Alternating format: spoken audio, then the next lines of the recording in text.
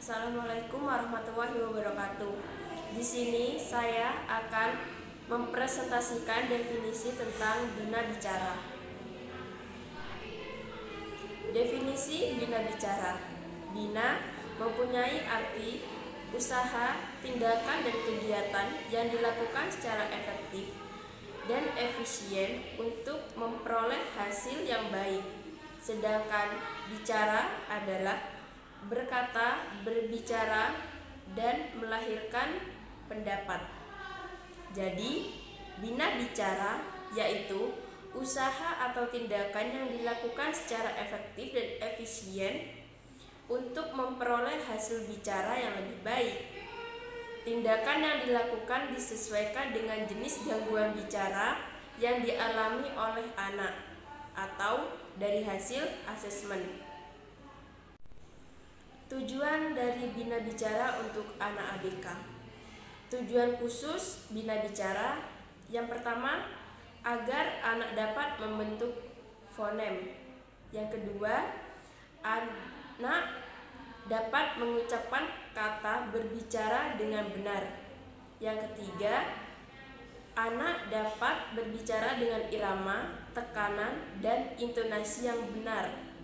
Keempat, anak dapat mengucapkan kata, kelompok, kata kalimat dengan artikulasi yang jelas sesuai irama. Yang kelima, anak mampu menyadari kesalahannya dan mampu memperbaiki ucapannya sendiri. Yang keenam, anak mampu mengontrol cara berbicaranya sendiri. Dan yang ketujuh, anak terampil berkomunikasi secara oral. Sedangkan tujuan umum pengajaran bina bicara yaitu yang pertama, siswa mampu mengucapkan kata bahasa Indonesia dengan lafal yang wajar. Yang kedua, siswa mampu melafalkan kalimat bahasa Indonesia dengan intonasi oral yang wajar dan sesuai dengan konteksnya. Yang ketiga, siswa memperoleh manfaat menyimak.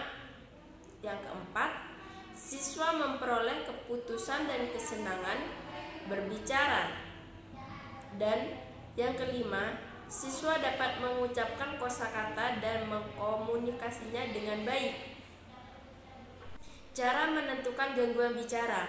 Yang pertama, tes atau screening awal yang dilakukan menggunakan kuesioner guna mengetahui perkembangan anak. Jika hasilnya cenderung menunjukkan suatu gangguan komunikasi, dapat digunakan tes screening berupa Clinical Linguistic Auditory Milestone Scale atau bisa disebut dengan CLAMS. Yang kedua, perhatikan perkembangan komunikasi pada anak. Apakah mampu berkomunikasi dengan normal atau tidak? Yang ketiga, melihat bagaimana kesulitan proses berkomunikasi pada anak. Yang keempat, lakukan tes saat menemukan permasalahan gangguan bicara pada anak. Metode dan pelayanan bicara. Yang pertama di sini ada metode percakapan. Dalam melaksanakan latihan selalu diawali dengan percakapan kecil, baik tentang pelajaran di kelas, pengalaman anak maupun tentang gambaran sehingga anak merasa senang dan lebih santai dalam mengikuti pelajaran. Yang kedua, metode bermain. Kadang untuk menarik minat anak belum cukup bila hanya diawali dengan percakapan, tetapi juga harus diajak bermain pada awal pelajaran terlebih dahulu.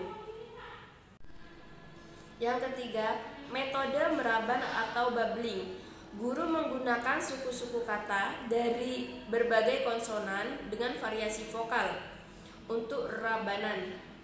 Suku kata diambil dari kata-kata materi latihan yang diulang-ulang untuk beberapa kali. Yang keempat, metode reaktif reaksi. dari anak diambil dan dikembangkan dalam kegiatan latihan, baik berupa ucapan maupun rabanan. Dan yang terakhir yaitu yang kelima, metode imitasi atau meniru daya atau kemampuan meniru si anak digunakan serta dikembangkan dalam latihan. Kemampuan meniru ini dilakukan sesuai apa yang dilihat si anak dan dirasakan atau si anak dengar. Sekian presentasi tentang definisi bina bicara. Kurang lebihnya mohon maaf. Wabillahi taufiq wal hidayah. Wassalamualaikum warahmatullahi wabarakatuh.